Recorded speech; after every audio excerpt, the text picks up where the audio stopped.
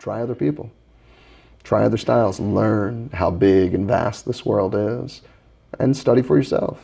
Because nothing's preventing you from picking up a book. Nothing at all. You don't need a teacher to read the Tao Te Ching. You don't need a teacher to read the I Ching. You might need a teacher to understand it, though. Nope, you gotta spend time with it. Spend time with it and relate it to your Tai Chi. Why is this book central to the core of Tai Chi? What does it mean? And the more time you spend with it, the more you read with it, it'll start making sense. It will start making sense. It's not something you just read once and you got it. You got to keep reading it. You stay with it. And you'll find some enlightening stuff. I do find enlightening things in there. Profound, great things. Mm-hmm. Oh, yeah. Not that I understand everything, but I'll get a nugget. Oh, yeah, this is the right thing. This is the way it should be. Mm-hmm. But then some things take a little longer to grasp. You gotta. Well, as you understand the things that you understand better, you'll start to understand the things that you don't understand. It's just like your Tai Chi practice. You know how to part the mane. If you go into a fair lady weaves the shuttles, right, and boop boop boop kind of move, and you could either start from scratch, or you can apply the lessons you learned in parting the mane to that new move. And that will help you understand that new move better. And then you'll learn things in that move that you can then apply to the moves that you know. And then the moves that you thought you had right, suddenly, wait, I can improve this. I can do better if I move the way I moved in this, or I apply the hip motion, or plant my feet correctly, or whatever. Yeah, then it changes everything. And you'll notice that advanced players, they'll do the same form you're doing, and it will almost look like something completely different. You'll recognize everything. It's like, what? How? What is happening here? And it's because your body changes as you change. And as you learn how to relax more, the movements change. They're smoother. You transfer your weight differently. You root differently. Or actually, you just root better. It's not that you root differently. The rooting works in a certain way. But you get so used to rooting that it's very easy for you to just get there and spin on a dime. That's fantastic. That's fantastic. I saw this one guy, Chen style guy, the other day, and he did this. So one of the moves in the Chen, I believe it's the Chen 8. You go from 6 sealing, 4 closing to single whip in the Chen style. But when you're coming down in the Chen style for single whip, you're going to open, draw in, and open back out, right? And that's pretty much the basic of it. This guy, he comes down and he spun it in such a way that it still hit it. And I'm not even going to pretend like that was it. But as he comes down, he's moving, and he just moved with it. And it all just came to, oh my God. He made it his own. Oh my God, it looks so good. Yeah.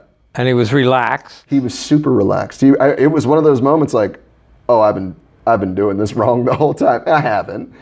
But he understands it to such a degree. So that's where the flow comes from, with the relaxation and the knowing the move with the relaxation and to where you. Yeah. Oh, it was so. I'm telling you, I was in love watching that. So that's going to motivate you to get that it's another smooth. Marker. Yep. It's another marker. The woman I was training under recently taught me the Yang 8. She does this thing with her foot, and she comes out and she'll bring the knee when she's standing pretty much where it's at as I'm sitting, and extend out, and then extend the heel and draw it all back in just like that. And one nice like a crane going, right? I can't even do it sitting down. But it is kick with heel. It is kick with heel. But we don't always kick with heel like that. Correct. But we can when we get the relaxation, the flow, and the proper. But her foot is literally where my foot was, except she's standing. She's in her 70s doing that. And she's been doing it for a long time. Forever. Yeah, something like 45 years or something. And that's fantastic, and that's something for me to strive for, because I realized at that point, like I thought I was doing good just getting my leg out and level, similar to what we do in Golden Rooster. And it's not to say that every Tai Chi master does that, but for me, this was something gorgeous and something I want to add to my library. I want to be able to do that. You weren't doing it wrong. No, she was just doing it better. Better. Yep. And that's what we're striving for in Tai Chi, is to get better. Correct. So when you learn single whip and we come down and we turn and we open, that is the correct way to do it.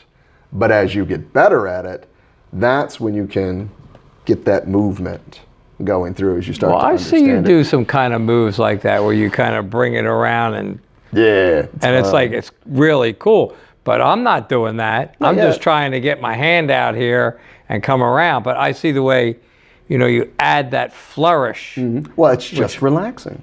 That's relaxing. Mm-hmm. Okay. It's using your principles. So the difference between this and this, right, is this is very arm-centric, right?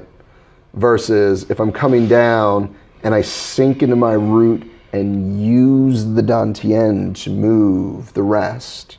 It's really all it is. It's getting comfortable in the move first. Know the move. Practice the move. Step by step. Use those milestones.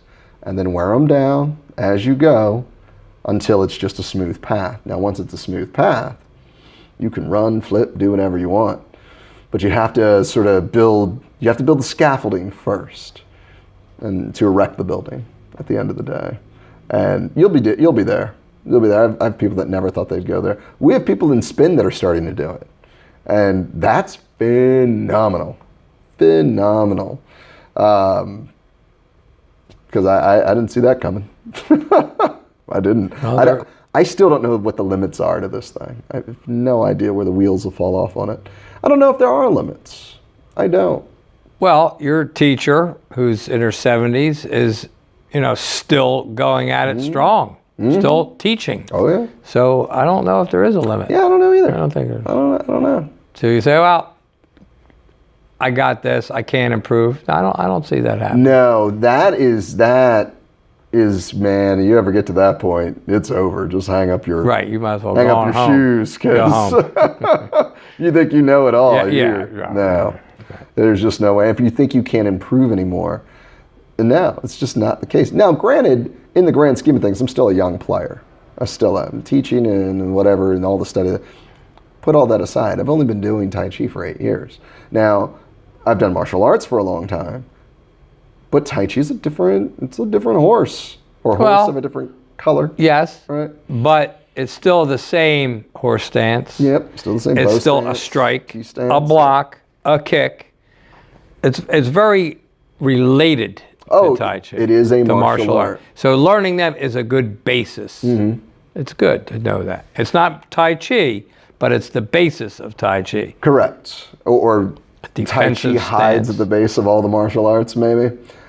It's funny, I think back when I was a teenager, and I was I was in a karate class at this time, and we were doing these jump spinning hook kicks. Jump spinning hook kicks, and the target was probably 6 feet in the air, right? So we jump up, whip, knock it.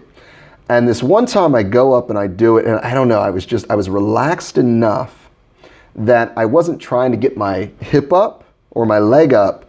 I would just jumped, spun, and the leg came. So it was very tight. I didn't know any of this at the time. I was never able to replicate this. I might be able to now. But I knocked this thing clear across into the next county. Only time I ever hit it like that. And it was the only time I didn't try to hit it hard. I just tried to open and hit, right? And just make sure the foot was there and let all my inertia do it. Knocked the heck out of this. Like everyone was like, oh my God, like the smack was just insane.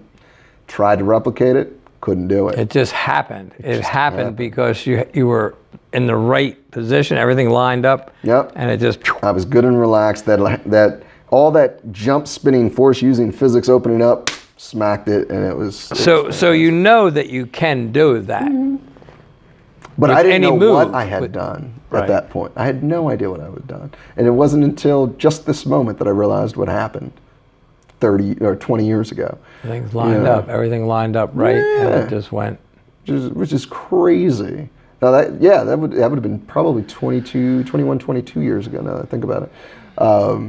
So that kick is old enough to drink now, and I still didn't know how to. Still didn't know. Thank you for joining us for that clip of our weekly podcast. If you want to get more Bonage footage or join us for the entire podcast, head on over to Patreon, where our Eagle, Tiger, and Dragon subscribers get access to not only what we cast and talk about, but advanced lessons in your forms, in your Tai Chi, and in your life.